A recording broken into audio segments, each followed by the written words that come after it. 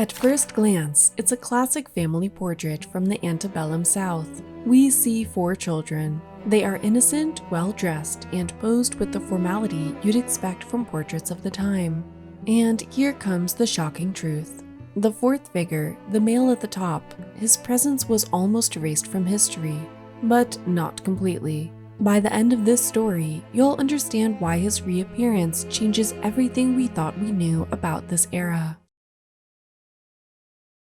Alright, let's look at what's happening in the painting. Right in the center, we have the Frey Children, 3 siblings dressed in their finest clothes. They're posed in that classic 19th century portrait style, eyes forward, posture upright, looking like perfect little gentlemen and ladies. The part that has the reason to make this video is the young man at the top of the group, leaning against a tree. A boy, slightly older, looking away. He's standing with his arms crossed, a stance that's composed yet distant. This body language communicates a mix of dignity and separation, as if he's part of the scene but not entirely included.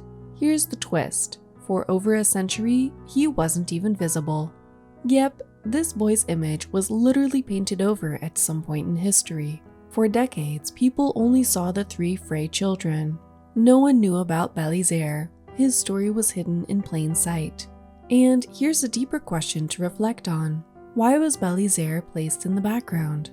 Was this positioning deliberate to show both his inclusion and marginalization in the household? Art gives us questions that history struggles to answer. What do you think? Now, let's break down the symbolism. Paintings like this were often symbols of wealth, legacy, and family pride. Families commissioned portraits like these to show off their children, their future, and their social status.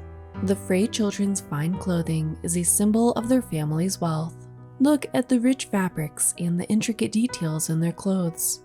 These weren't everyday outfits. They're meant to communicate, "We're important." This was a big deal at the time, especially in New Orleans, where the painting was created. Wealthy families wanted to be remembered, and what better way to do that than with a grand portrait? Let's focus on the red object the middle figure, a young girl, is holding. It appears to be a book or perhaps a small case. The color red often symbolizes passion, importance, or even power. In her hand, it may represent knowledge, education, or the importance of literacy within this wealthy family. Books were status symbols during this period, showcasing not only the family's wealth but also their access to education, a privilege not afforded to everyone, especially those like Bélizaire. But now let's talk about Bélizaire. His clothing is simpler, but it's still neat and respectable. His composed stance and direct gaze suggest that he's not just a random bystander. He's part of the household, and that's where things get interesting. See, in many portraits from this era, enslaved people were sometimes included, but almost always in servant roles, pouring wine, holding trays, doing some kind of labor. But Bélizaire is not doing any of that. He's standing there, arms crossed, almost as if he's asserting his presence, because he did belong. Now, let's take a look at the setting. Unlike many portraits of the wealthy that were painted indoors with grand furniture or elaborate backdrops, this one is outdoors. The serene landscape, complete with trees and a flowing stream, might symbolize a connection to nature or the land. But it also raises questions. Why outdoors? This choice could suggest an attempt to create an idealized version of the family's life, emphasizing harmony and wealth derived from land ownership. It's a pastoral vision, but it's worth noting that this land's prosperity was often tied to the labor of enslaved people like Bélizaire. The outdoor setting might be beautiful, but it's layered with uncomfortable truths. At the same time, the outdoor environment conveys a sense of timelessness. By placing the family in nature rather than an interior space, the painting may symbolize the family's desire to connect their legacy to the land itself, grounding their identity in the South's fertile landscapes. Let's talk about what was happening in New Orleans in 1837. The city was a hub of wealth and trade, and much of that wealth was built on the backs of enslaved labor. Wealthy white families like the Freys lived lives of luxury, and that's reflected in their portraits.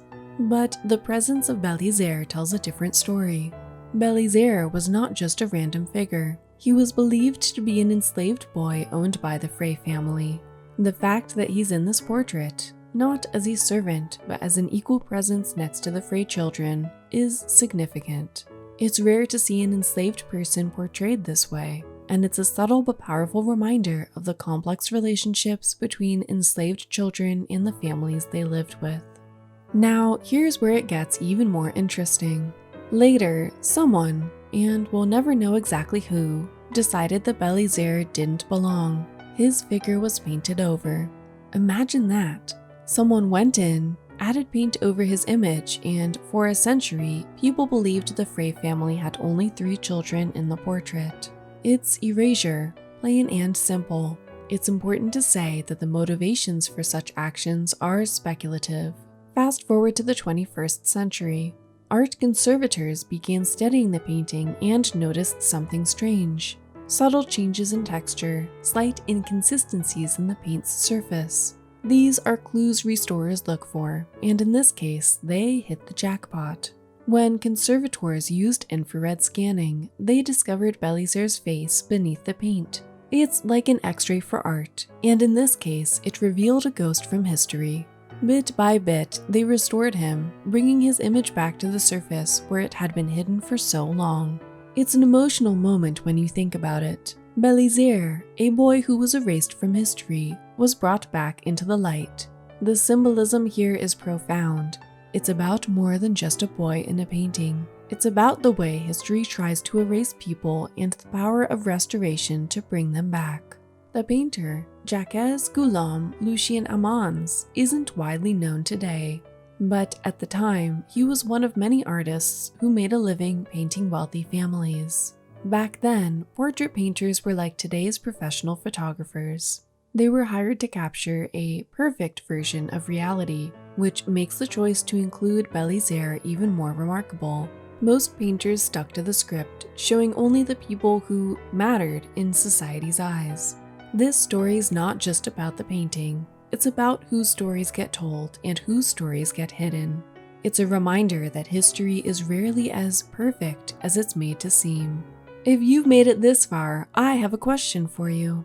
What do you think? Why did someone paint over this young man, even though he was very obviously part of the family?